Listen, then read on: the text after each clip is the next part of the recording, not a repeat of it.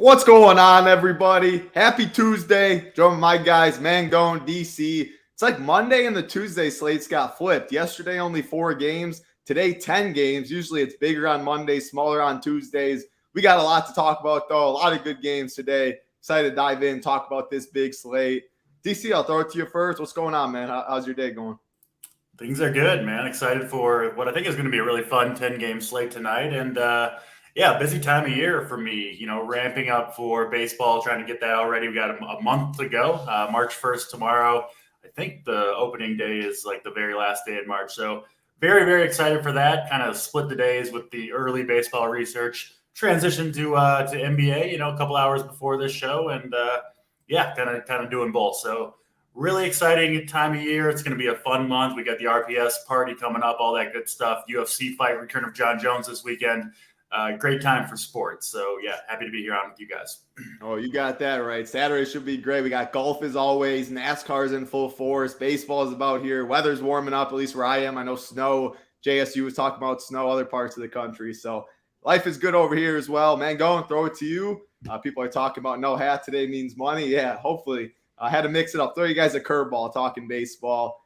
No hat today. But, man, going. Hope today's slate's better than yesterday because I didn't have Jimmy Butler. Had some LaMelo, that's for sure. And the studs busted. Tatum gets ejected and beats Snowflake. Pretty much the one, Julius Randle. The one stud I didn't play, Jimmy Butler, you needed. So hope today goes better for myself. How was your night yesterday, and how's it going today? It was not good, and I shouldn't have played LaMelo. I hate LaMelo, but he did win me some money earlier in the year. He got hurt. It's not like I still hate LaMelo. The dude always gets hurt. He's always hurt. I can't wait till like 3-4 years now. So, he never has anyone around him. Blah blah blah. He was on his way to like 60 fantasy points. Sure, he was. So here's the thing: he was on his way to 60 fantasy points. LaMelo Ball is notorious to have 50 at the end of the fourth quarter, at the start of the fourth quarter, and end with 53. I'm just going to point that out. He's very good at doing that, but I don't know. It probably stems from the Ant versus LaMelo debates, right? Of back and forth of who's better. It's like when people used to debate, Marcus Mariota or Jameis Winston. That was always like a hot button topic. I don't know why anyone talked about it. It didn't work out for either. But I don't know. LaMelo frustrates me. Ant's better than him, and LaMelo sucks. But I don't know if you guys were like me, but I was never getting to Jimmy Butler yesterday. I played. Yeah, I wasn't getting the Jimmy. I talked pourly on him on the show. So at that point, it's like, all right. I mean, he was only 2-3% owned or something like that, but you still needed to have him. Yeah. I didn't need it. I mean, the more I looked at it, the one thing I do like about the Jimmy idea is forward is just terrible every day. It's not good for the most part. I'm trying to think back to yesterday's slate with the forwards, but forward is just never a fun position to roster. And I guess you could argue the stud wise forward's not typically great. Tatum kind of fits the bill as that stud forward that a lot of people play. But at the end of the day, there's always no one, you never look at the slate and you go, wow, we're spending up for stud forwards today. You know what I'm saying? It doesn't ever seem like that's the case at the position where getting contrarian with your stud forward is certainly a viable route often. Definitely. Someone with Boho Jenkins, why DC wearing a KC hat now? Because they won. DC's been rocking that KC hat for long before they won. I don't know if he was rocking it before Mahomes, actually. So that's a question. Were you rocking the Chiefs hat before Mahomes started? No, man. I was the first one to realize Mahomes was going to be Mahomes before it was Mahomes. So I jumped on that train before, he had the red shirt rookie season. But then, before behind Alex Smith, which is before the sophomore season, I was kind of all in on Mahomes. So I became a Chiefs fan then. And he's made me a lot of money along the way. So, you know what I mean? It's 2023. You can be a fan of whatever teams you want. You don't got to root for the local teams anymore.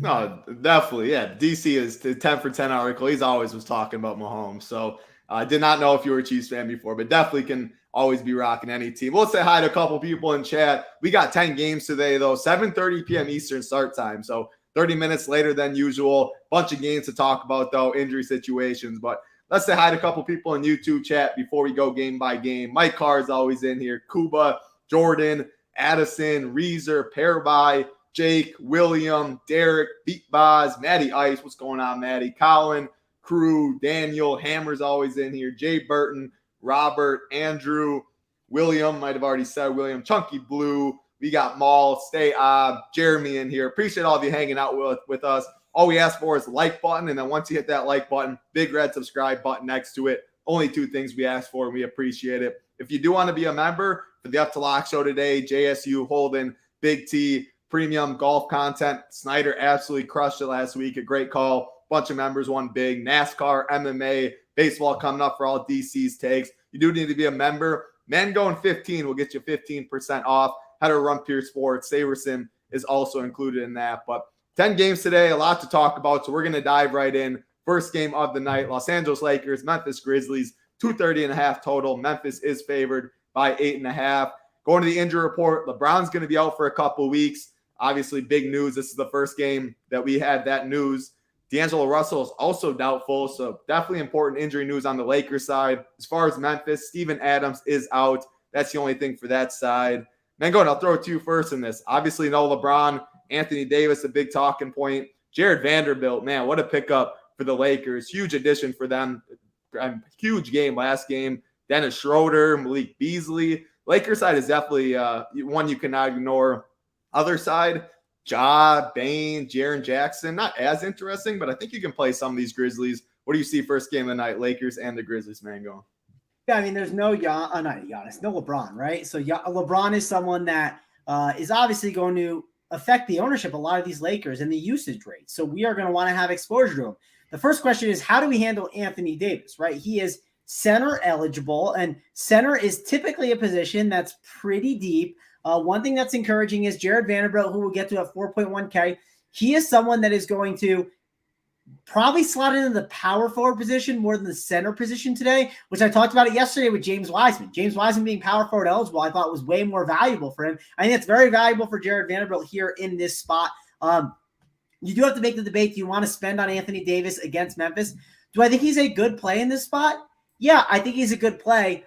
It's a really big slate, though, with a lot of studs and ways to get different. So I'm still torn on how I want to handle Anthony Davis because I do think this center position is a very, very valuable spot. Like the other day, Dame and Jokic both put up big scores, but you could argue Dame was the better play, not just because of the fantasy points he scored, but because of how good some of those value centers are on almost any slate, right? And we have value centers on this slate that we can get to that are pretty interesting. So overall, I do think it's a really interesting conversation to have with Anthony Davis and how to handle him. He might be a stud I'm a little more under on than normal. We also know what his floor can be. We know he loves to attend the locker room here and there. So, yeah, there's definitely reasons to be a little more cautious with Anthony Davis as a stud. Do I think he's a good play today? Yes, but when comparing him to the other studs, on like my MME, yeah, I'm sure I'll have some exposure, but I think on my 2 teams that I have, I don't know if he's going to make it as one of my studs on this slate. We'll obviously keep talking about it and breaking it down, but not as excited about him. Dennis Schroeder at 4.9K. We've seen him thrive a lot in this role, right? Even when Russell Westbrook was there, but he was coming off the bench. Dennis Schroeder is just this guy that when you make him the guy in the offense, he can thrive and do really well DFS wise. No one's saying no one like DC's not like starting up his own basketball team. He's not starting up the Seattle Supersonics and saying, give me Dennis Schroeder as the number 1 pick and let him run my offense. But DFS wise, he's for yourself, Mangone. Yeah, I love Dennis Schroeder. Yeah, get some Dennis Schroeder in there, mix him in with some like Nemanja Bjelica, all those former Timberwolves that you used to love. But yeah, I just think Dennis Schroeder, really good DFS play at 4.9K, just because the usage he's going to see, right? So have to like him at that spot. Malik Beasley, he'll slide into the shooting guard spot. Now, it's one of those days where we have some good shooting guard plays, so it's not as bad. And Murray in the chat is trying to tell me to say Dennis Schroeder. I don't care. We're going to call him Dennis Schroeder. That's his name. But they know who you're talking about. Yeah.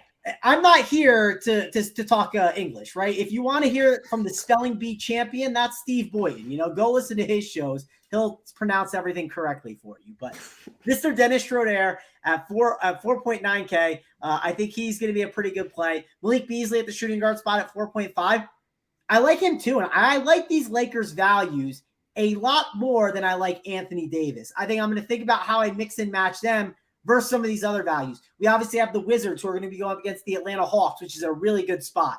We have these really good Jazz options against the Spurs that we'll discuss. So we are going to have to rank how we mix in the Jazz, the Lakers, and the Wizards. That's going to be a really big talking point here on this slate. But I think if I had to rank them, Vanderbilt's coming in at number 1 for me. I would lean Dennis Schroeder as number 2, and then I'd say Beasley number 3, and probably I would put Anthony Davis at number 4, just because I think I prefer the values more than the studs here.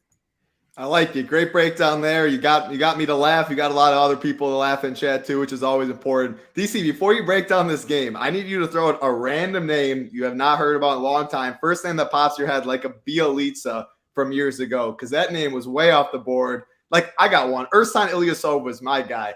Bucks, probably haven't heard that name in 8 years. Just give me a random name that I can think about this guy for a little while. It hasn't been talked about. I remember growing up, a Timberwolves fan, obviously was a fan of KG. His running mate, Wally Zerbiak. How about Wally Zerbiak?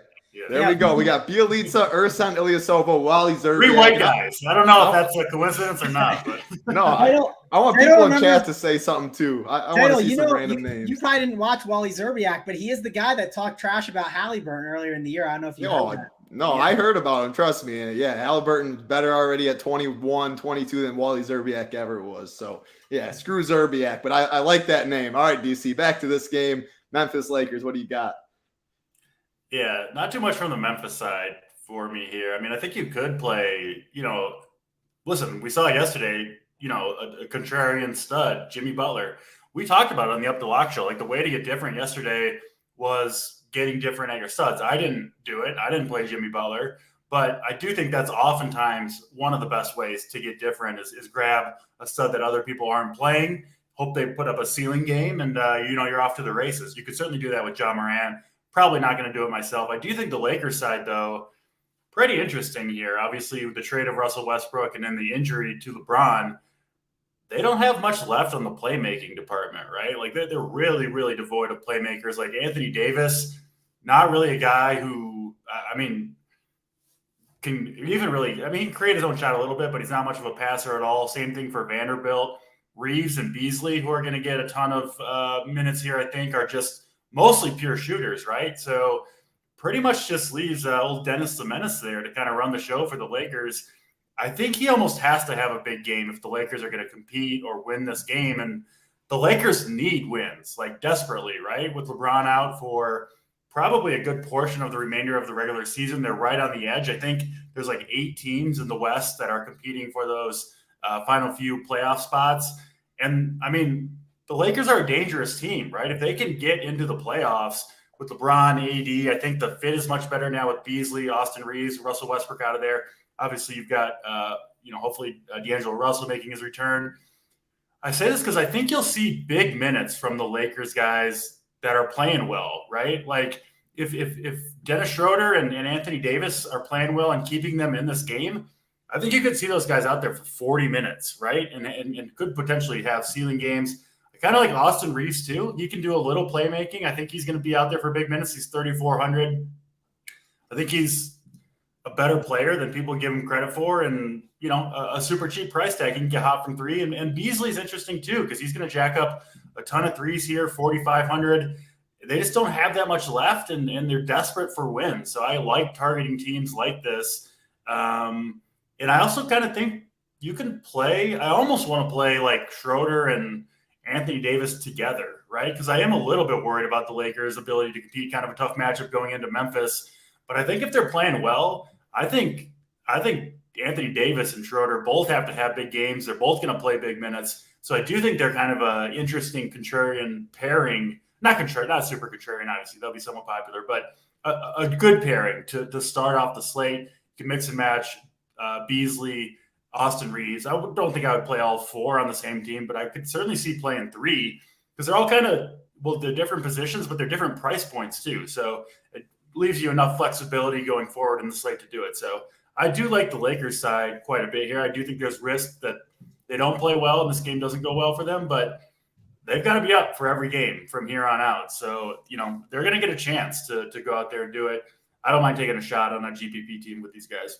Yeah, no, I like it. This game, you definitely can't ignore Lakers side. I think Memphis, like a Ja's fine, a Desmond Bane's fine. This game, you definitely, I think, can stack it up. No doubt about that. I love a lot of these names. Man, I definitely feel very young with a lot of these names because a lot of these I did not know, but a couple of my favorites, Latrell Sprewell, Tyreek Evans, Andrew Bogut, Mike Dunleavy. We got Peja Stojakovic. Tyreek Evans was a DFS hero for many different slates along the way. Hooper, Channing Frye. Yeah, I'm loving these for sure. Josh Howard, Josh Smith was another great one. Yeah, a lot of these good ones. But I feel old with some of these because you're saying there's some names in here that I have never heard of. So Jonathan Bender, Ralph LaFrance. Yeah, some of these guys I definitely don't know. DC will probably know, but that was a fun game. Andre Miller's a good one. He was great classic passing point guard. No, Andre, I did know him. Yep, Greg Oden, Ben Wallace, Jeremy Lin Sanity. Yeah, there's a lot of good ones in here. EuroLeague studs. Kurt would like this for sure. But Stephen Marbury, a lot of good stuff here. But appreciate that. Mangone, you started up saying Bielitsa. His name, man, I did not expect to hear that one. So let's keep it. Brandon Roy's a great one. One of my favorite players growing up, no doubt. Monte Ellis, the last one I'll say. But that's Lakers and the Memphis Grizzlies. We're going to keep it moving, though. Next game on the slate. Don't think I have as much interest in this next one as that first one. The Milwaukee Bucks, the Brooklyn Nets, 230.5 total. Milwaukee is favored by 6.5. Milwaukee, the only injury piece is Wesley Matthews, which doesn't mean much. As far as Brooklyn, Ben Simmons is out. As far as the Bucks side, I mean, man, they're fully healthy now. Got Jay Crowder, all priced accordingly. I think they're the easiest fade on the slate. Not going to get to Giannis today at 12-3. Brooklyn side, a little more interesting. The Cam Johnsons, Mikal Bridges, Claxton, Dorian Finney-Smith. DC, I'll go to you. Like, none of them stand out, but I think they're all, like, fine as a last piece on a 10-game slate. What do you see? Yeah, pretty much the same thing for me. With the Bucks fully healthy, I'm not going to go to the Bucks here. And this Brooklyn team, I'm sure they'll have one or two guys that have good games for their prices, but they just have so many guys that they can run out there right now. I personally don't feel very confident in picking out who it's going to be on a night-to-night basis. And on a 10-game slate where we've got, I think a lot of good value that we'll talk about in the upcoming games, I'm not going to try to play roulette with these Brooklyn guys. Listen, they'll be low-owned, right? So if you can pick the right one, if you've got insight into that, like, by all means. But I personally don't feel confident, playing or recommending any of these guys. So yeah, a 10-game slate. I'm gonna pass on this game. Can't play everybody, and I'll be moving on to the next one. Yeah, probably for me, like if you're 150 or something, like make a rule max one of the Nets guys. If a Cam Johnson hit, if any of them hit, they're going to be low owned, fine with it. But yeah, I mean, only building a couple teams, I think it's really hard to get there. Michael said, I'm playing Giannis. Well, I'll never say you don't play Giannis. So sure, he'll be low owned today. Not for me, though. Mango, what do you see in this game? Yeah, which terrible game were we on title? I'm sorry, I was typing some stuff in. You were looking at another name for us? No. He was on Nemanja Bjelica's basketball reference page. You couldn't. I don't know why Bjelica came up as the bad basketball player. You know who the other one comes up, DC, from Minnesota? Nikola Pekovic, was that his name? Pekovic, yeah, he was good though for a while. Yeah, he was. Yeah, we're on the Milwaukee Bucks and the Nets. I don't think he'll have too much interest. Yeah, I mean, you could make a case for some Nets, right? Like, I think like Cam Johnson has an upside at the price, but like, and the matchup, if you think about it, the way Milwaukee plays defense, they always give up that three ball, so you could make a good point for that, but. This is probably not a game that's high on my radar for today. It just no one from this game's going in your teams, Mangone. I already know. What? No, you're not playing anyone from this game. The only guy I could see myself maybe playing is Cam Johnson, but I doubt it. And great reference to the chat, Hito Turkoglu. I mean, I put that one up. It was so good. The Hito Turkoglu name. Yeah, I had to put that up. That was a good one. But yeah, Mangone, I'm with DC. How many lineups you got in the MME? 20 today, Mangone? I'm doing 20 on DK, and then I have my two main, and then FanDuel. I don't know. I think I forget what I signed up for. It's like between like 30 and 50. So you still might not have any nets, hey? Yeah. I don't know. I could see Cam Johnson. Like I said, at 5'2", the upside that he has, I could see it. I know DC shaking his head. I wouldn't. You think Cam Johnson has upside? I don't. He just had 40 his last game. Like, what do you mean? Probably his best game of his career. I just don't see him as an upside player. Personally, on this squad, on this team, he definitely has more upside. He has to shoot more, and it's against a team that the way they play their defense, they're willing to give up the three. So, and I'm just telling you, like, forward always sucks. Like, it's just not a good position where it's a good spot to get different with those kind of plays. Like, so that's why I think he could make some sense. But again, like this is a game you're going to be very low on for sure. Like I said before at the start of the show, the teams or the plays you're looking at today is how do I mix my Lakers? How do I mix my Wizards? And how do I mix my Jazz? What studs do I mix them around with? And like other, kind of contrarian pieces that you could slide into your lineups. I guess you can make a case for some Thunder options. I shouldn't totally ignore them, but there's a lot of really good value here on this slate where it's going to be one of those slates you kind of want to mix in around these really good value pieces and then kind of mix in those studs. And this is not a game that's going to get a lot of exposure. Yeah, Bucks Nets, pretty easy to cross this one off and feel good about it. I think the next game we can also do that. We got the Toronto Raptors, the Chicago Bulls, 219.5 total. Raptors are favored by 5. For Chicago, Goran Dragic's the only one out. Doesn't really mean too much. As far as Toronto, they are fully healthy. Mangone, I'll throw it to you. I'm not really seeing much. I mean, I guess DeMar's price tag at 7.7. Talk a little bit about him, but it's a 10-game Yeah, you slate. can't. I mean, it's the old DeMar revenge game, but for me, like I typically stay away from these Bulls options when they're all healthy. It's just not an ideal scenario for me. I understand the DeMar DeRozan thing again, kind of because like forward, it's like a spot you can get different with even some studs, but I don't trust the DeRozan thing. I'd rather go with some of these cheaper values instead.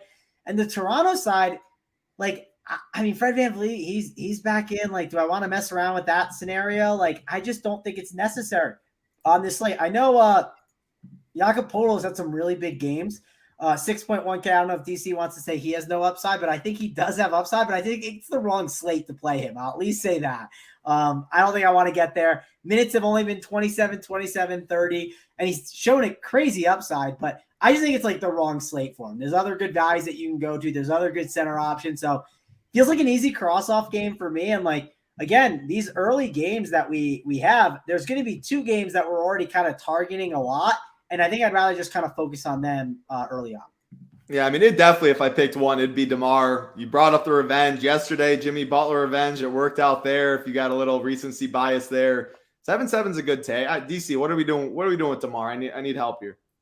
Yeah, I don't think I'm going to end up there, but he would be the guy from Chicago that I'd be most likely to play. Looks like the All-Star break kind of helped him get healthy and, back in Toronto, right? Like if there's one place where DeMar is going to be kind of motivated to put up a big game, it would be here. So I don't hate it, but I also assume he's probably going to be guarded by OG Anunoby for most of this game, which I think, especially for a guy like DeMar, right? That's like kind of a lot of his scoring is in the mid-range, kind of, isolation, one-on-one stuff.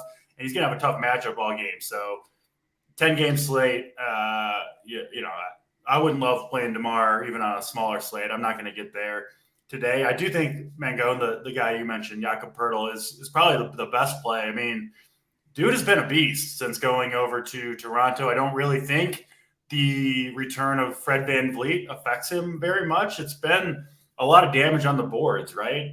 Kind of cleaning up, put back type stuff. Vucevic, though, like centers have not done well against Vucevic. Just going back to his Orlando days, he just does a decent job of kind of keeping people off the glass. So I think Poeltl's a fine play. He'd be the guy I'd be most likely to use on Toronto. But yeah, like 9-7 Siakam, 9-7 VanVleet. Can't see myself going there. So this is another game, I think kind of tied with Milwaukee and Brooklyn, I think, for maybe one of the worst games on the slate.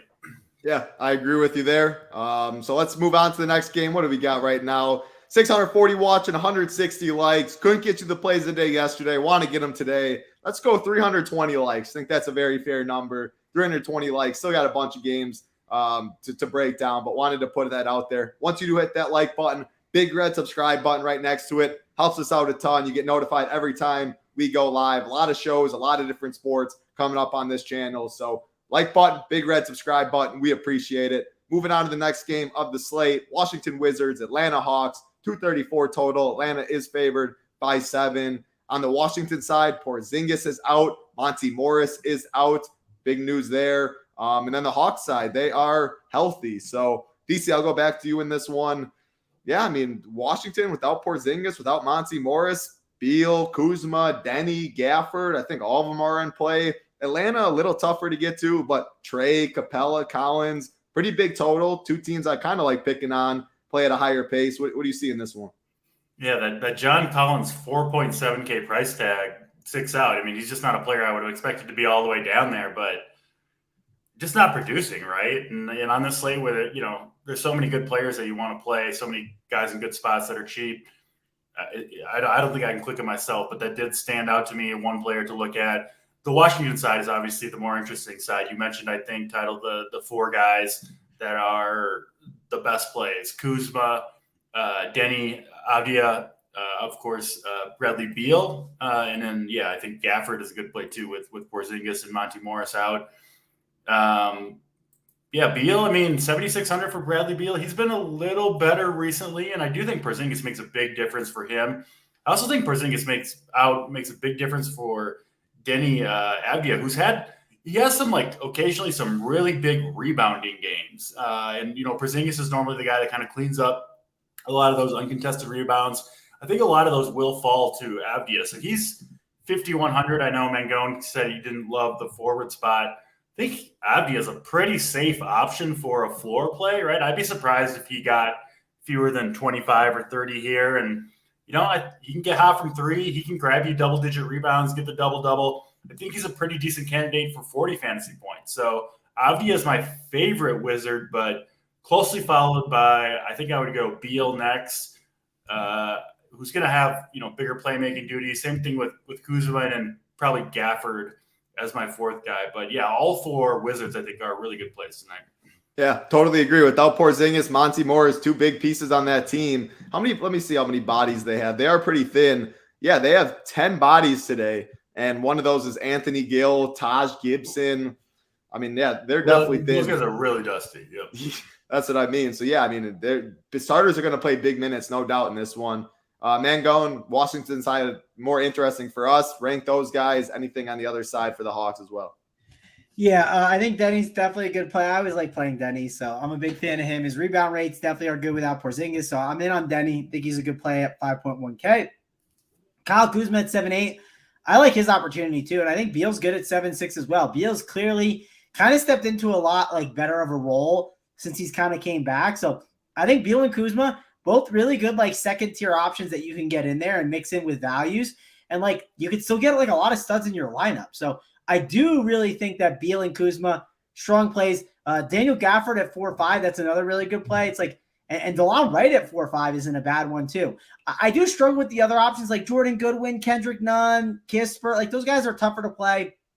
You got guys like Taj Gibson and Anthony Gill who are being projected, but they're not real players that are going to play that many minutes. So it's really kind of, I think, that core five. And how do we rank them out, right? Beal, only shooting guard eligible. Kuzma, small forward, power forward. Gafford only at that center, but he is at a really nice 4-5 tag. But there's a lot of other options that you can play at that center position. Denny, he's got that same like Kuzma. He's small forward and power forward eligible. You just got to make a big debate. Is it Kuzma or Denny for that position? And then DeLon Wright at point guard, who could clearly have a lot of upside. But would you rather him or a Dennis Schroeder for $400 more? For me, I would think the way that I would rank them is I would probably say, it's tough. I like Kuzma a lot, but it might be a better Beal spot than Kuzma here. I think I'm going to go Beal. Beal is probably the better stud than Kuzma, but it's really close, and I don't have a strong take on it. It's more of a toss-up there. But when it comes to these cheaper options, I think Gafford, I think it might be Denny 1 just because of the positions, Gafford 2, and then DeLon Wright 3. And DeLon Wright's a really good play too. But you are going to have to make some decisions on it, and I think it's an interesting thing to talk about is how do we rank these values as a whole, right? Are the Wizards values better than the Lakers value? Are they better than the Utah ones or the Thunder? That's a really hard decision. I think a lot of these are really close, and there's better plays in other spots. The one reason why you don't like DeLon Wright probably as much, and because he's number 3 on that list of values, is because we got Chris Dunn, who we'll talk about shortly, who's in a pretty good role at that point guard position. So, and positions matter, obviously. And I think Daniel Gafford, if you told me I'd play Daniel Gafford at the power forward spot, he would be a better play than Denny Avdia, in my opinion. But the issue you have is he's in that center spot. So those are little small nuances of the slate that I think matter a lot. Yeah, that's fair. Go ahead. Yeah. So, we are getting to the stage of the year where teams are kind of going in one of two directions. They're trying to make the playoffs or they're trying to maybe get to the bottom. The Wizards, I don't know, I guess kind of surprising. They're in 10th right now in the Eastern Conference standings. They are trying to make the playoffs. There's no question about it. The Hawks, I think, are 2 games ahead of them. So this is a big game for both teams. Like, both these teams are absolutely trying to win this game. And we did see, the same starting lineup that we'll see for the Wizards last game with Porzingis out. Like, Kuzma played 38 and a half minutes in that game and was removed with 3.5 minutes to go. He was going to play 41 minutes, most likely in that game if it stayed close. Bradley Beal was on pace for 40 minutes. Like, with the bench guys that Washington has left, I mean, kind of a similar situation to the Lakers. If these Wizards guys can play well, they're going to be out there like the entire game. I think that's true for essentially their entire starting 5. So, yeah, I think DeLon Wright is probably my least favorite of the bunch just because, it's kind of Beal and Kuzma kind of take over a little bit of that like point guardish role. I just don't think Wright kind of has it in him. I think, Schroeder is much better play like Mangone mentioned, but this is another team where I think you can play several Wizards together, hope that the starting 5 plays well together. Because if they do, I think they're all going to be out there for big minutes. Yeah, I think the one thing to mention with like the DeLon Wright stuff is like guard just has so much, like it might have less plays than forward, but they're stronger plays, right? I mean, like the Chris Dunn chalk is looking to be very strong today, where if you want to make that pivot to DeLon Wright, it's interesting. But I always think forward is just a really good spot to make a lot of different pivots rather than the guard position personally. Yeah, I mean, to be fair, though, like the ownership's going to, like DeLon Wright, Andrew Martinez asks, who's starting for Morris? It's going to be DeLon Wright. A starting point guard, DeLon Wright could be 8% owned and play 34 minutes on this slate or something like that, just because of how strong the point guard position is, like you said. So I don't mind going that. Who's the best run back on the Hawks if you're going for a kind of a Wizards mini stack? Man, DeJounte's been hooping. He's 7'9". I would probably take the 1,600 from Trae Young. I mean, you could easily go Trae Young too, but I'd probably go DeJounte, especially because we're talking about positions. You can play DeJounte at the shooting guard where Trae's only point guard. I don't think I can go a center with Capella. You already talked about Collins. Probably DeJounte is where I'd go. And I love these pace-up spots from. Can get the stocks, can get the breakaway dunks and stuff. So, yeah. I'd probably go that right. But DeLon Wright. It's probably one of the guards, I'd say. I mean, Capella, like on the surface, seems like a good one. If you're just talking like matchups, like obviously he could be interesting.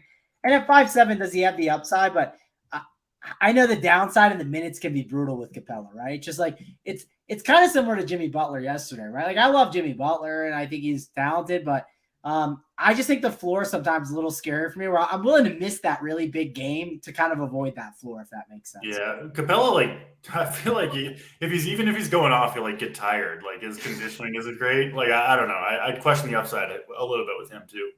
Yeah, they got a Kongwu too. They can easily throw in there. Yeah, I'd go to DeJounte. Last 2 games, 21, 19 field goal attempts, 28% usage rate in both, which has been higher a lot previously. Good price tag. So that's who I'd pick. Yeah, Joe has a question in the chat. He says, do you think the Hawks' new coach affects minutes or rotation? Yeah, sure it does, but like I'm not Quinn Snyder. I know Title looks like Quinn Snyder's son a little bit, but we don't have Quinn Snyder's information here. So I don't know. He's got brown hair that's like, long like yours. So he's got some flow. I don't even know what he looks like. I'll have to check him out. The Jazz coach? I mean, I don't know. You guys don't look that similar. But you said Quinn Snyder's son. Yeah, I mean, he has like, I guess. I don't know what his son looks like. He looks like a coked out Titletown is what. Yeah, that's what I'm saying. Like if I know what Quinn Snyder looks like, I just don't know what Quinn Snyder's son looks like. No, I'm saying like. The Jazz coach is okay. I know. Okay, the old Jazz coach, like you look like you could be his son. That's all I'm saying. Gotcha. I thought you meant like the old Jazz's coach's son, who obviously I would not know. I mean, his hair is a little shorter, but yeah. No, what I'm saying is like if you were getting picked up from high school, right? I could see Quinn walking in to pick you up or whatever. That's all I'm saying. Hey, on that note, we're going to the next game. 320 likes is what we need. We appreciate it. Next game on the slate: Denver Nuggets, Houston Rockets, 232 total. Denver is favored by 10.5. On the Denver side, Jamal Murray is questionable. Obviously, big news there. That is it for Denver. As far as Houston, Jayshawn Tate is out. Kevin Porter Jr. is questionable. So some important questionable tags, Jamal and KPJ. DC, I'll go back to you in this one. Obviously, Jokic, man, if he gets his full run, he should be able to destroy this Houston team. Don't see too much ownership, but, man, it has to stay close. What are you doing with Jokic? What else are you doing in this game? Yeah, you got to like Jokic here. I mean, 2 games against the Rockets so far this year. Yeah, they only needed him for 27 minutes on average in the two games, but he put up an average of 55 fantasy points. So what is that? 2 fantasy points per minute in the 2 games against the Rockets, which, I mean, makes perfect sense, right? The Rockets are a team that I think are the worst team in the league. They don't know what they're doing out there. And for, Jokic, I think, has an argument to be like the smartest guy in the league, right? He can just pick apart this horrible defense. I think it's even a good game for like blocks and steals for him. So, yeah, I prefer Dame as a spend up all the way up, but hard to argue with Jokic. Part of the problem is, like Mangone said, that center spot is kind of precious. But hey, I mean, it's not like the guard spots are too shabby either. So, yeah, I like Jokic. If I'm playing him, usually when I play Jokic, it's just him alone, right? Because you need such a big score out of him at 11.8K that it's kind of hard for anyone else to get there. I'll like him more if Jamal Murray ends up sitting in this game. He's questionable with the back. We'll see. You can obviously play Jokic either way, but I do like him a little bit more if Murray sits. The Rockets side, yeah, we'll see who's out there. Jalen Green making he hasn't played since the 15th. 6.5K. I assume he'll be somewhat limited. Not 100% sure on that, but I doubt I end up on Jalen Green or Porter. Probably not going to the Rockets. It's kind of Joker or bust here for me. Yeah, if KPJ's out and you run Jokic, I wouldn't mind running it back on the other side with Jalen Green. He gets a big bumper. I just don't trust the Rockets right now. I don't know. It's always tough to trust. I mean, Sengun, guys, got benched in the third quarter of the past 2 games for no reason. Like the rotations, teams like that, the Spurs, like certain teams, maybe just on a 10-game slate. Maybe 10-game slate loaded with value, tons of options. You really want to go for the team that doesn't want to win games. I want a guy off of injury. Personally, not for me, really. No, that makes sense for sure. Yeah, Bruce Mangone, I'll go to you, Andrew Martinez. If Jamal is out, Bruce Brown, he slides in the starting point guard spot. KCP, like Jamal Murray news is definitely big, and I definitely give Jokic a bump if he's out. So talk about KPJ injury news, what it does for the Rockets, and what Jamal questionable take does for the Nuggets. Yeah, Bruce Brown is 4-3, which it's enticing. I'll at least say that. Another thing too, like the what's their name? The Rockets, they've given up some huge games to a lot of stars this year. And you could imagine Jokic will probably have a monster game. The question is, can the Rockets keep it close enough? I think they have the ability to, but either way, I think Jokic, if they do have a big game, they blow them out. Jokic likely gets the job done. The question is, do you want to waste that center spot on him? I think overall, especially if Murray is out, I think you have to make a pretty good case for someone like Jokic and just kind of be jamming him in there. Not saying he's going to be on every single team, but he's going to be a stud that I think you prioritize. The 2 studs you're really going to want to prioritize, I think, a bit today are going to probably be, especially if Murray's out, Jokic will be one of them. And then it seems like Dame is the other, right? And there's all the debates on will they box in, one in, how will they handle it? And then you might have a debate, is it Anthony Davis or is it Nikola Jokic, right? That's going to be a big decision that you make because not a lot of people, especially with how good the center position is, not a lot of people are going to say, give me Anthony Davis and Jokic together. Could you take that route? Sure, but you're going to miss out on a lot of really good center plays. And like Damian Lillard, for instance, you can play him at point guard, and utility. You can only play Jokic at center and util, right? There's only 2 spots that he can slide into. And on FanDuel, there's only 1 spot you can put him at. So that is one of the big issues you have with it. But matchup's amazing. No Murray. I really like Jokic. Think he'll be definitely one of the studs that I look to play tonight as long as he's out. Another thing that I'll definitely be looking at is I'll be looking at Bruce Brown and trying to decide, is he worth it compared to some of these other forwards that we've talked about? Do you like him more than Denny or Vanderbilt or maybe some of these guys like Kyle Kuzma? Obviously, there's a ton of options. Lou Dort. So we'll have to see what the ownership comes in at to kind of help make that decision, and we'll need that news in order to make that decision there. Aaron Gordon's probably a price I don't really want to get to, and kind of like what DC said, I don't think I want to play any Rockets here just because it's a big slate and it's not worth messing with. It was like a 3-game, 4-game slate. Yeah, we'd be considering some Rockets run backs and we'd be looking at these forwards, but it's just the wrong slate, in my opinion, to be playing some Rockets. Yep, agree with you there. Let's keep it rolling. Next game on the slate. Again, 10 games, break it down. 320 likes is what we need. Next game on the slate. Mangone keeps talking about these OKC Thunder. OKC Thunder takes on the Sacramento Kings, 235 total. Sacramento is favored by 3. Why he's talking about OKC? SGA went into health and safety protocols today. Obviously very important there. And on the Kings side, De'Aaron Fox is questionable with the wrist. wrist injury. So, man, if he's out, Davion Mitchell would slide into the starting lineup. Mangone, you talk about all these OKC guys. I mean, Giddey, Jalen Williams, the other Jalen Williams, Kenrich Williams, all these Williams, Lou Dort, Isaiah Joe. I mean, a lot of good pieces on this team. How many's too many? Who are you prioritizing? Then the Kings side, what does Fox News do for you? Sabonis, Malik Monk absolutely nuked last game or 2 games ago. OKC and Sacramento's 2 teams I usually like picking on. What are you doing in this one? Yeah, definitely an interesting game to talk about. And like, obviously, like, they're going to pop as values, but you can make arguments that some of these options can be scary. I didn't know that health and safety protocols was still a thing. So I was going to say that too. I haven't heard that term in a while. I think you have to feel it and like put yourself in it. I'm almost positive, well, but we're seeing it pop up. The good news is, if for some reason we get sick of Holden after a couple days of the party, let's just throw him in health and safety protocol. Does that sound good to you, DC? What do you mean if? Yeah, I'm giving him a chance at least. You know what I mean? Like it'll be like Friday morning. It'll be like, okay, can we get? He'll be fine. Just give him five gummies and put him in a room, and he'll be asleep. That's the health and safety that he needs. I don't know if gummies will put Holden to sleep. They might do the reverse effect and just make him crazy. But yeah, on the playback, the man he wasn't even saying words. So I think he'll put him to sleep. I'm worried he's gonna steal Bertha from me. Jeez. All right, talk about this game on that note too. That was good. All right, let's keep this thing moving along. Let's talk about Lou Dort at 5K at that small forward position. I think Lou Dort's definitely a good play, and I prefer him over Josh Giddey. One reason I prefer him over Josh Giddey is I don't think this is the right slate to allocate your salary to 7.5K Josh Giddey. Like, I just don't want to do it. If he beats me, he beats me. I know he's been chalkier lately, but it's a 10-game slate. OKC is a team that you could even make the argument on a 10-game slate. Max of 1 is not a bad rule to set. I mean, I was thinking of doing it on 5-game slates, right? I mean, I think it's a tough one, and there's some really good value. So I'm going to think about that.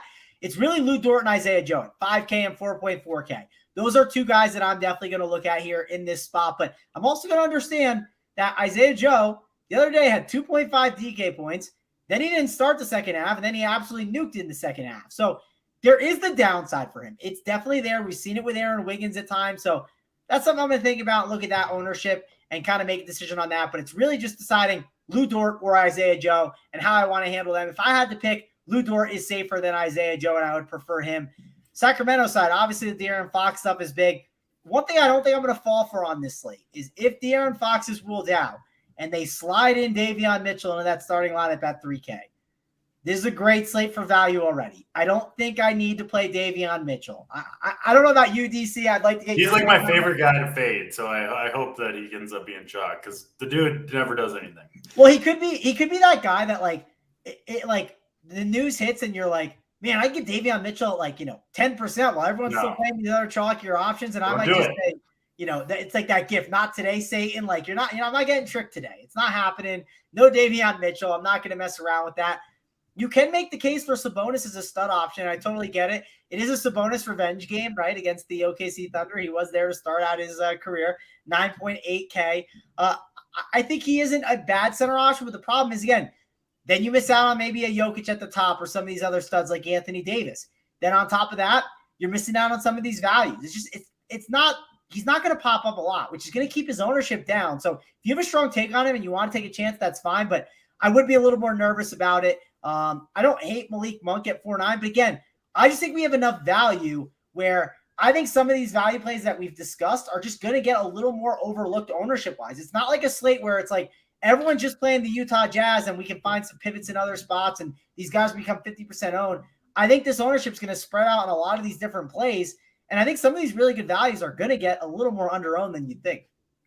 Yeah, people talking Malik Monk. I definitely, if Fox is out, I mean, even if Fox is in, I think you can, I mean, he just showed his upside with everyone healthy a couple of days ago. He's a hooper. If he makes shots, he'll play more minutes and then he'll get there. But he also has a lot of downside at a 10-game slate. If Fox is out, though, I feel a lot more safe with him for sure. Terrence Davis, people talking about if Fox is out too. Yeah, I wouldn't argue any of those guys. DC already said you're not going to go Davion Mitchell if Fox is out. Who would you like if Fox is out? Talk about the other side. Who's going to start for SGA? I assume Isaiah Joe. I've always thought Isaiah Joe's a hooper too. I definitely, he's my favorite OKC guy, assuming he is in the starting lineup. What do you got in this game? Yeah, the Sacramento side, obviously a lot depends on Fox if he's out. I think Sabonis becomes a really good play. The weakness of OKC is clearly on the interior, so I don't mind that. Although SGA being out, I think, does weaken their backcourt defense as well. But yeah, it would be Sabonis for me on Sacramento. Secondary piece would be Malik Monk. I don't think either guy is getting close to a must play, just kind of contrarian spends that you can certainly go to, particularly in the case of Sabonis. We know what his upside is, so I don't mind that. OKC side, actually, I'm a fan of Josh Giddey, but I actually agree with Mangone on this particular slate. I don't really want to pay the $7,500 for him here. He is starting alongside another point guard in Isaiah Joe, who is he going to be popular? I assume he will be. He's been pretty good with SGA out. I will say he's very dependent on scoring. He doesn't do a whole lot else other than shoot the basketball. And it's scoring, 3-point scoring in particular, right? Like those are the plays when they get chalky that can bust the most easily, right? Because anybody can shoot 1 for 10 from 3-point range, and he's not doing a lot else to supplement those stats. And if his shot's not falling, I mean, he could even lose the minutes, right? Because that's kind of all he's out there for to do anyway. So I do like Isaiah Joe. I think he's a pretty good play tonight, but depending on where the ownership shakes out, I could see the case for him being a pretty good fade as well. So yeah, that's Isaiah Joe. I do think Dort, as Mangone said, at 5K is interesting. And then I don't mind Jalen Williams. I think he is going to be a stud in this league. He's a guy that I do like to play at usually some pretty low ownership. I think the usage certainly goes up. You're talking about the 6K guy, not the 3.9K, right? Yeah. Because there's two Jalen. You got wing Jalen Williams. Yeah. The athletic one. His production's kind of all over the place, but again, I just do really like what I see out of him. He's a guy I do like to take when he's got more opportunity, when he's lower owned, which he usually is. The 6K price tag, I think, kind of scares people off, right? Most people, I think, on this slate are going to be going stars and scrubs, not a lot of mid-range plays. I bet you'll get him pretty low owned, but I think he's got easy 40-plus fantasy point upside in this one. So he is a contrarian play that I do like quite a bit. Yeah, I definitely like Jalen. I see the same thing. I mean, without SGA, I think it was the last time without SGA. I don't know if Giddey was out too, but he went 45, 50, something like that. Could grab boards, athletic, and get to the hole. I definitely like that price tag. In a range people aren't really going to go in, like you said, you can just see it. He's one of those guys where you got to watch OKC a little bit to see that he has way more upside than he typically gets to show, right? And if he gets rolling, yeah, he could put up a big game for you. Yep, absolutely. So that is OKC and the Kings. Monitor news, De'Aaron Fox news is big in this one. You got 4 games left on the slate. Need 63 likes if my math is right, 320 for the plays of the day. Next game on the slate, not sure how much we're going to get into this one. I don't love it too much. The Indiana Pacers taking on the Dallas Mavericks, 237.5 total. Dallas is favored by 9. On Dallas side, Maxi Kleber's questionable. That's it. The Pacers are healthy. Yeah, I mean, Luka, don't think he's going to get much ownership at 12K. Kyrie's there now. It's not the same smash spot as Luka used to be in. As far as the Pacers, Tyrese Halliburton, people already talking about his birthday. It's actually the 20. It's like he's on the leap year, Tyrese Halliburton. So every 4 years. So he's celebrating on the 28th because his birthday was on the 29th. I'm almost positive about that. So celebrating it today. I don't know. I don't think I'll get there in a 10-game slate, but people have already been talking about it in Discord and YouTube chat.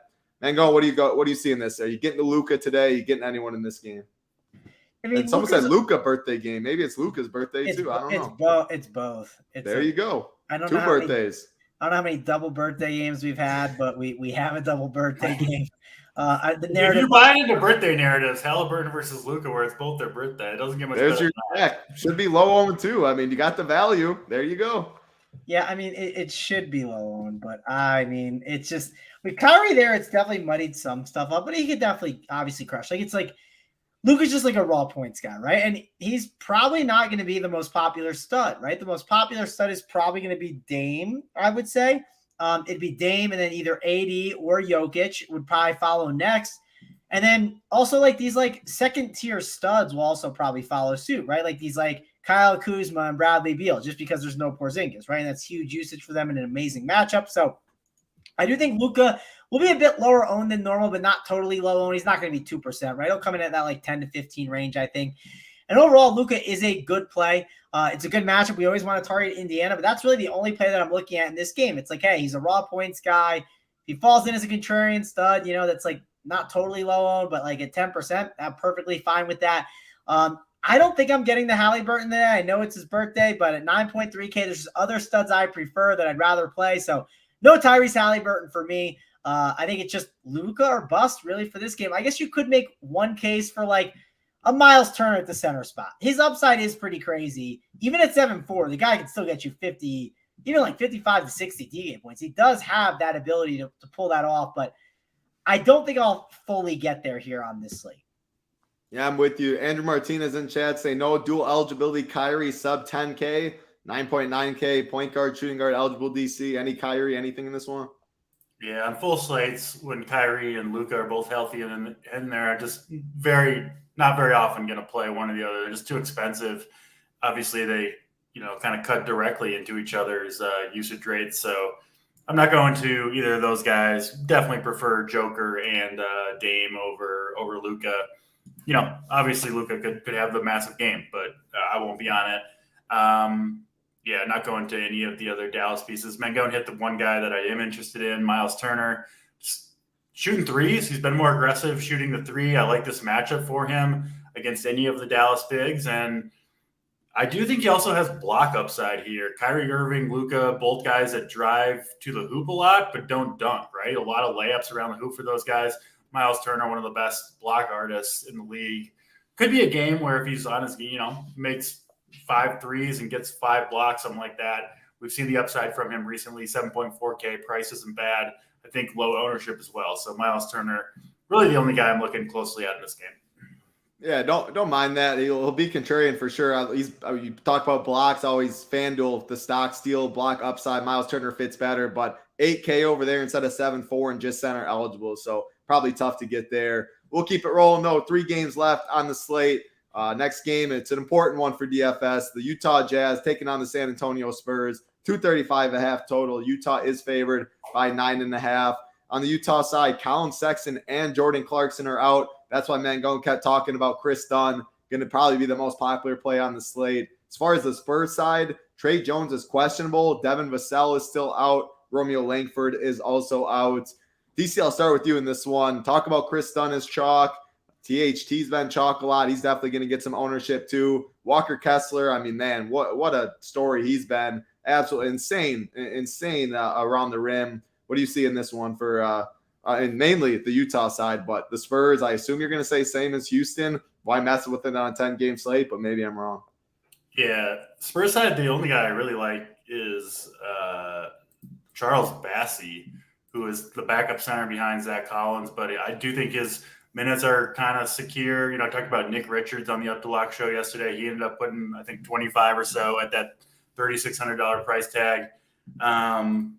Yeah, I just think he's kind of the guy that they're looking for in their future.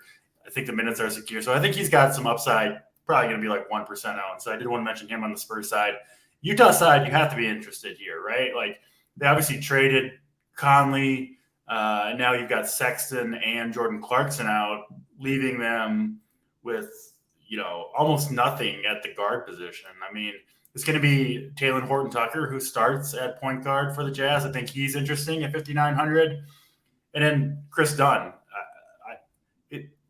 So last game, they had Clarkson in there, but Dunn and Horton-Tucker didn't really play it all together or very little. So I'm a little concerned about that those two are just going to kind of rotate, the point guard minutes. But I do think they'll play some together. But I do think both guys are going to be really popular, and I kind of lean towards separating them. I'm playing 4 teams tonight. I'll probably have one or the other on all 4. But I do think there's a case to be made toward, separating them on any individual team. I do prefer Dunn. I'll take the big discount, right? $2,300 discount. Hard to avoid that when, Dunn could easily outscore Horton-Tucker here. He's a more natural point guard. I think he's an awesome play at 3,600. I'd be pretty surprised if he, really disappointed, right? Like maybe he puts up 15 or 20 or something, which of course isn't going to be enough to win a tournament, but I don't think he's going to hurt you. And I think he's got tremendous upside because this is a Spurs. You got to remember, this is the best matchup for these guys, or one of the best matchups in the league for guys like Horton-Tucker and Dunn. So I'm in on them. I like Kessler, Olenek, even Markkanen. All those guys are in play too, but I do think it's the two guards, Dunn and Horton Tucker, who are kind of in unique situations where they almost have to do a lot for this team. Say too, if you need a cheap forward, Agbaji. Ochai Agbaji. I was about to, people in chat are bringing him up. If Holland's watching, Kansas boy, Stevie Boyton, the college guy, people bringing him up. Not a very high point per minute guy on the year, but obviously most of those minutes are played with a different crew than the Jazz have right now. And they're just so short on the wing that, I think he could easily be out there for 35, 40 minutes. Wouldn't even be surprised if he's out there in a blowout either way. They just don't have much else. Probably want to get him some minutes. So 3,800, again, another guy. I think he's unlikely to hurt you. I do question the upside a little bit. Like, I don't think he's going to go absolutely crazy, but I do think he's got a pretty good shot at 25 or 30 here. And he'll probably be 1% too. Multiple people in chat asked about him, and then I was surprised you see 1%. It's a 10-game slate. So, man, go and touch on him. I mean, he played 31 minutes last game. Could easily play. I think he's bulletproof too. I don't know why he wouldn't be. Yeah. Any Agbaji for you? I mean, that if you played him, like, would you not play THT or Chris Dunn or use it as leverage that way? Talk about him. Talk about what you're doing in this game.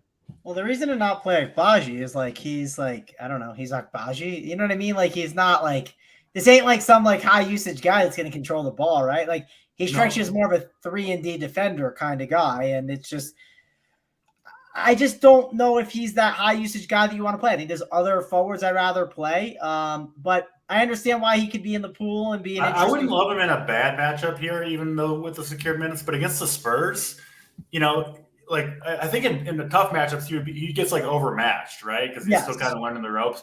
But in this matchup, you give me 35 minutes against the Spurs. That's something I might be interested in.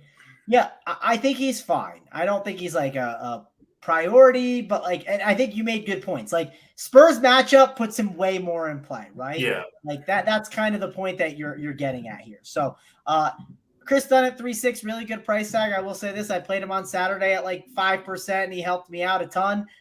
So I'm sure I'm biased, but I'll go back to him, right? I know he's a lot higher owned, but it's like, it's such a different situation. And one reason why, like, I liked him more on the Saturday slate, one thing I really liked about him, hey, if this matters, it was a revenge game. He's played for the Spurs, so if that matters. I was also kind of deep in the Galaxy brain trying to find out some plays, and he's on that 10-day contract, right? Like, now's the time to play him. Like, it makes sense to give him run right now. I mean, it's just the truth. So that's why I think it makes a lot of sense. Obviously, he's going to be very high owned, but he's going to be a value that you want to play. And if you play him as a value and you play other values in another spot, well, then you got to spend another spot. So if everyone's playing Chris Dunn, you could make a case to want to maybe spend for some more point guards to give you a different construction than the field. But like Chris Dunn, Agbaji is probably not someone I'm dying to get to.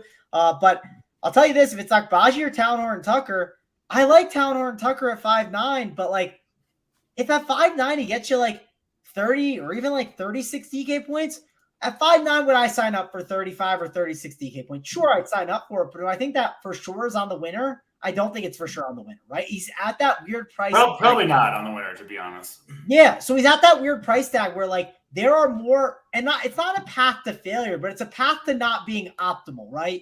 I don't play UFC like you guys, but you always kind of go like, oh, this guy put up a 135, he's optimal, right? And you're on the watch, like, well, is this going to be optimal? It's like, Talon Horton Tucker has to do a lot to become optimal. That's just all I'm getting at. The one thing that plays in his favor really nicely, guard and forward eligible. That's a really nice thing to have because you can slide him in at the shooting guard, small forward, guard forward, or utility. That's 5 opportunities for him to slide on the team. So I think that's worth mentioning with him.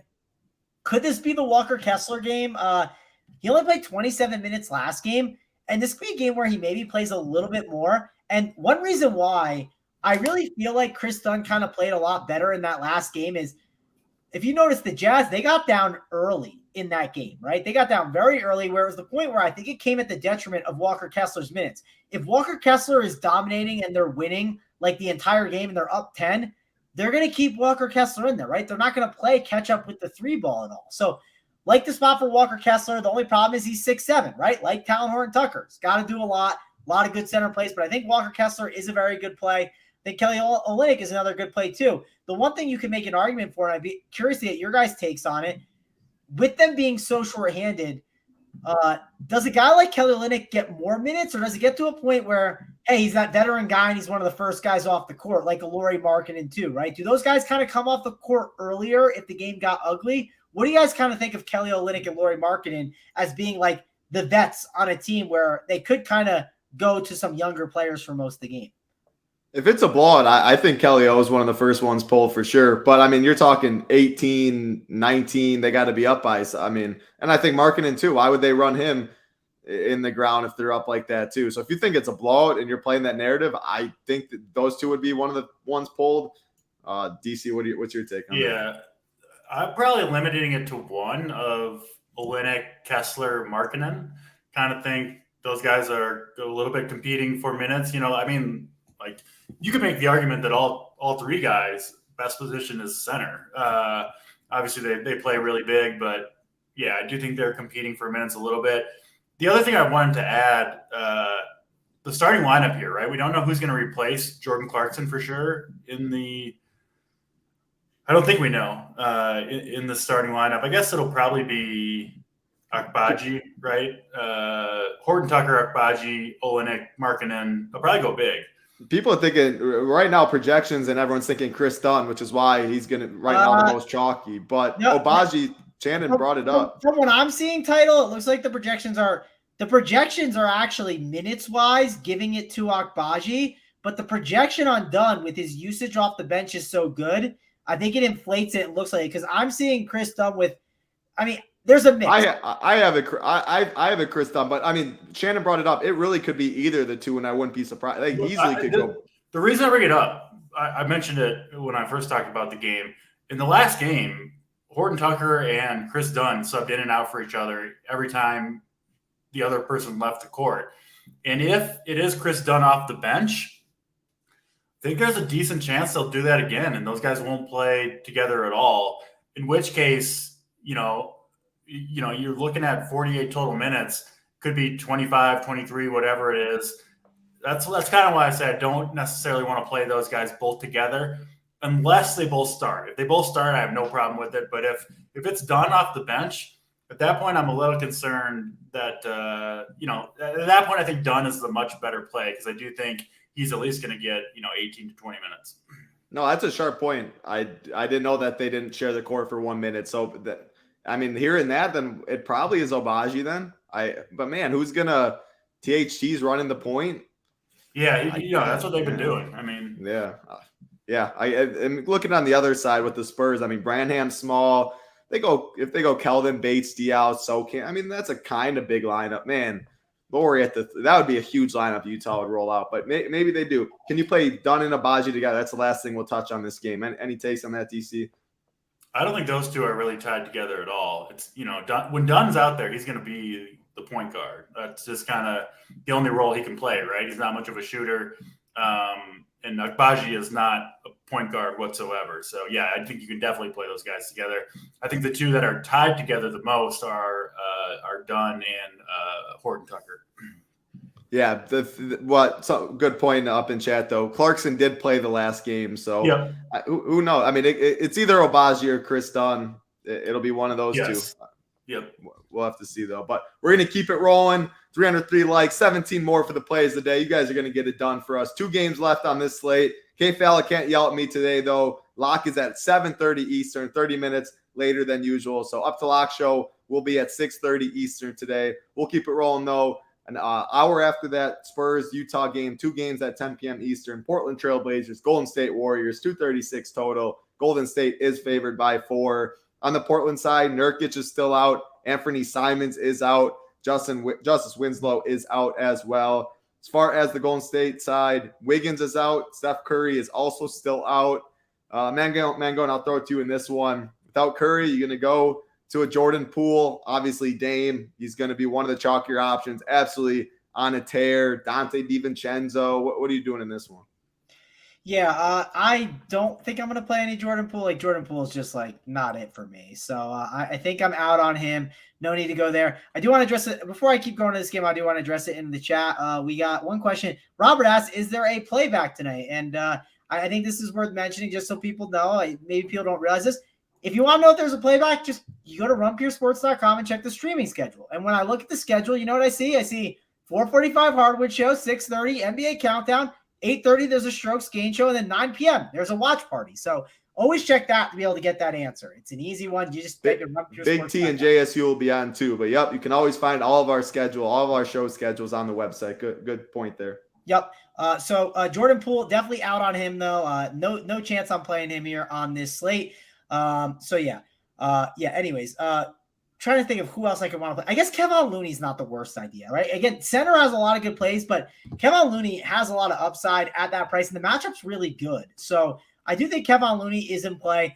The real guy to talk about here is Dame Lillard, right? I mean, is it Dame time? I know everyone saw that Ant Edwards got boxed and won, and now the Discord chat's talking about will they box and one Damian Lillard.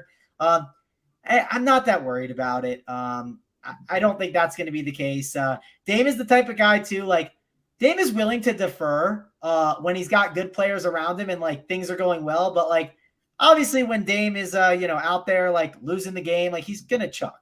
So I'm not that worried about Dame Lillard. I don't think that they're going to be in a position where they're up 20 on the Warriors. I know they played some bad basketball, but I think Dame's going to have to chuck if they're in this game. The real debate is, what do you do with Dame versus some of these other studs, right? Do you think he's a better play than, a Jokic? Can you play them both together? You're going to really have to just judge that. For me, the two best studs on the slate, if we're not talking ownership, it seems like it's going to be Dame, Jokic, and then maybe AD, but I'm not as high on AD. I might kind of move. I think the industry is looking at making him one of the stronger center options, but I think Jokic will be a better one. And then I'll try and look for some contrarian pieces from there. But I love Dame in this spot. Someone I'll have is a late night hammer. One thing that's kind of nice is, hey, if you play these early plays, you got some chances to pivot later on too, right? When you have someone that's loaded up with salary like that, you can make some changes later on if you think you're kind of behind. And Dame is going to be a pretty high owned play. And there's other options that you can make pivots to. So Damian Lillard, definitely think he's going to be a good play on this slate. And then I don't like anyone else really on Portland. You could make the case, like I said, for Kevon Looney, but not really much else to really love on the Golden State side. Yeah, I agree with the outside of Dame. It doesn't look like too much ownership's going in this one. See a lot of people or a couple people in chat saying Dame easiest fade of the slate, stuff like that. DC, I mean, dude coming off 90 plus, I wouldn't say the easiest fade on the slate, but there's definitely worries without Simon. I mean, Steve Kerr, I would not be surprised if they throw a box in one and say, Jeremy Grant, go beat us, like all these secondary pieces. But man, it's a big question on this one. What are you doing with Dame? Yeah, I didn't play NBA DFS on Sunday, but I do remember the game where they had the travel issues and then Dame and what Jeremy Grant set out. Yep. I was hoping to play Dame that game because I remember, running the numbers with all these guys, Simons, Nurkic off the court, and Dame's like points per minute was like a number that I've never seen. It, like he was like based on the numbers there, he was like projected for like 72 fantasy points. It's the same thing, and then he did it in the next game, right on Sunday. Because look at the guys he's playing with. Eubanks, not a high usage player. Thibault, like one of the worst offensive players in the league. Nasir Little, right? Not a good offensive player. They keep him away from Shaedon Sharpe, who they're not really giving minutes to. It's just a Dame show. I mean, what do you shoot? 22 3-point attempts in this last game? He can pull it from anywhere. I think that's kind of hard to stop, even with a box and one, right? When a guy can I'll just launch it from 33 feet, whatever. How are you really going to stop that? So it's more so probably once he gets the ball out of his hands, it's a lot harder to get the ball back. It is the harder thing. But I mean, he can still pull up from deep. Yeah. So I don't know. I mean, I get the concern there coming off that kind of career game, but I do think Dame's upside is higher than anybody's. And honestly, I wouldn't be shocked if he did it again and put up 60 real points in this game. I don't know. Like he's a perfect player to be able to do it. I think he's hard to stop him from getting off his 3-point shots, which is his main weapon anyway. I do like Dame here. He is my favorite stud. I do think Golden State will try something, right? Like to try to slow Dame down because there's just so little offense on this team otherwise. But I do think Dame ends up getting has another big game here. Golden State side, initially I was kind of in on Klay Thompson, who's had a really, really good run of games here with Steph Curry out, with Wiggins out. But I'm a little concerned about Thibault's defense, right? I think he is one of the best wing defenders in the entire league. I assume Thibault is going to be like his only goal in this game is going to be to slow down Klay Thompson. And on a 10-game slate, I'm not sure that's something I really want to go against when I think there are kind of easier paths. So mostly Dame or bust here for me in the Portland Golden State game. Yeah, definitely. Jake Swales, we love you in here. I see you every single day, but every single day you always say Dame Lillard is the best basketball player in the world. You say it all the time. I mean, he's definitely one of the best, but I don't know how confident I'd be that he is the best basketball. But I had to bring that up. The past 2 weeks, you've been saying he's the best, so I had a shout out to you, Jake. No one feels more to Dame than you. That is for sure. But we got one game left on this slate. Guys already got the like button, so we appreciate that. If you haven't hit it, we appreciate if you do. Not sure how much interest you guys will have in this one. The Minnesota Timberwolves taking on Los Angeles Clippers. 233 total. The Clippers are favored by 6.5. Jalen Noel is questionable for the Timberwolves. As far as the Clippers, Zubac is questionable. DC, you're the Timberwolves guy. What are we doing in this one? Yeah, this game's going to be a pass for me, I think, unless Gobert is probable, but he has missed a number of games recently. So I don't know. I wouldn't be totally shocked if he sat. Would definitely want to play Naz Reid at 4,500 in that case, but I don't know if I'll be able to, right? Because I'm not going to save a spot for a guy that's probable, and I wouldn't want to play if Gobert goes. So, of course, you can play, Anthony Edwards or Paul George here if you want, but my spots are going to be kind of filled up, I think, by the time this game kicks off. So I doubt I'd be able to pivot to much in this game, even if there was a surprise scratch. So, yeah, I won't have much in this game. I'm with you. Mangone, any difference? Sorry, I'm fighting Butthole and the Jenkins in the chat, so my apologies. I'm not paying attention at all. Butthole gets upset whenever I make fun of him for just literally stroking Big T every second he gets. They're making fun of your hair title. I mean, the chat's having a good time. The thing is, I got to stop wearing a hat more often because the only time I see Big T ever comment in this YouTube chat is when I don't wear a hat chirping my lettuce. So, hey, the goal was accomplished right there. All right, so you don't. We're on the only game we haven't talked Minnesota, about. You know what that one is Minnesota Clippers, a trash game. I don't see myself getting anything here. I'm trying to think if if Gobert's gonna play, right? Like if Gobert randomly doesn't play, slate changes. Yeah, I don't even see him questionable. He's probable. So I don't. But the Timberwolves are weird. But you're not planning for this, right? And this is a pretty easy cross-off game. The one argument you could make is listen, if you're on Dame and you got a bunch of snowflakes in your lineup, maybe a pivot to a Kawhi if he's in the utility spot can make a lot of sense. But this is not the slate for it. Yeah, Big T is right about this one. Yeah, that is a fair point, Big T. I am the only one who could get lost there with that. So. Hey, that's how you take your L though. You don't make excuses. Hey, I know my wheelhouse. I know the things I'm good at. I know the things I'm bad at, and that's one thing I'm definitely bad at. Let me say this, Mangone. If you've got a bunch of snowflakes in your lineup, pivoting off Dame is not going to get you there.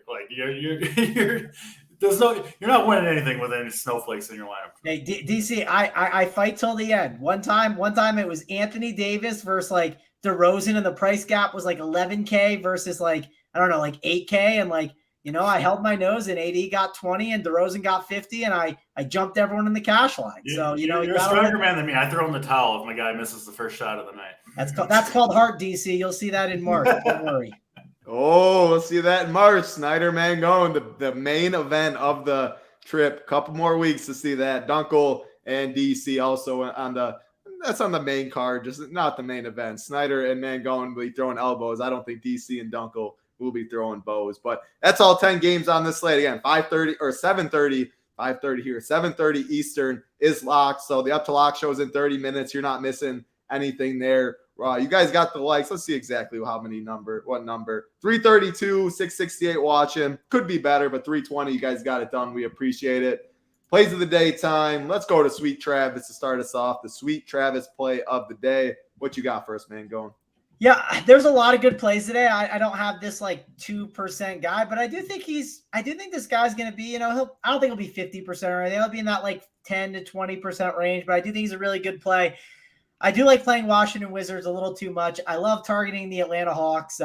Give me a Denny Avdia. I'll go with him at 5,100 as my play today. You stole my guy. That was my guy too, Mango. Oh, sorry. DC, I definitely if there's two guys I stroke a lot, it's Denny Avdia and Kyle Kuzma for sure. So and Bielitsa. That's the third one right there. Bielitsa as well. Where's the pay-per-view to watch? Uncle T's got it. Uncle T, the announcer, did a great job announcing for Big T in our game. He's got to be the one on the Mangone Snyder. So be on the lookout for that. We'll touch on it in Discord if we got a link that we'll post for that game. But DC, I'll give you a little more time. Mangone saw your play. I will go to myself for second with the SO play of the day. There's a lot of options today, that's for sure. So what I went to the flow chart. I was debating between a couple people. I saw big Walker Kessler right on the flow chart. Love picking on the Spurs. He has been so good at a center position. So I think his ownership keeps it down 10, 15%, something like that. 6.7K. I think he dominates this Spurs team. So give me Walker Kessler as the SO play of the day. I didn't even put it up. What am I doing? There's the picture. Beautiful graphic that was made. But DC, going to you, the mom's basement play of the day. What you got for us? Yeah, I've kind of convinced myself on these Wizards starters. I think they're going to play huge minutes like the matchup against Atlanta. So I'll, Mangone took one. I'll go to a different one. Kyle Kuzma. I think you can fill both your forward spots early. And, yeah, I think the Wizards as that starting group, that starting five, I think are going to do some damage against the Atlanta Hawks. So Kyle Kuzma, mom's basement play of the day. Definitely love Kyle Kuzma. Denny I agree Avdia. with you, DC. He's I love those guys are and forward is tough sometimes. Just slide him in there and just move on sometimes. Yeah, it's not a bad thing to do. Absolutely. Al says, don't mess with the Letty. That's what my son says. Your son is a very sharp man, Al. Always got to have the lettuce. It'll go longer. Maybe I'll slick it back one of these days. But that's going to do it for us. 10-game slate. Up to lock show coming up in 30 minutes. Big T, JSU, and Holden taking you up to lock. Also do have that playback tonight at 9 p.m. Eastern. JSU, Big T will be on that. It's a fun show. Get in the Discord. If you're not a member, Mangone 15 gets you 15% off. Looking to see some RPS logos up top. Hope everybody out there has a great night. For Mangone, DC, I'm Titletown. Good luck, everybody.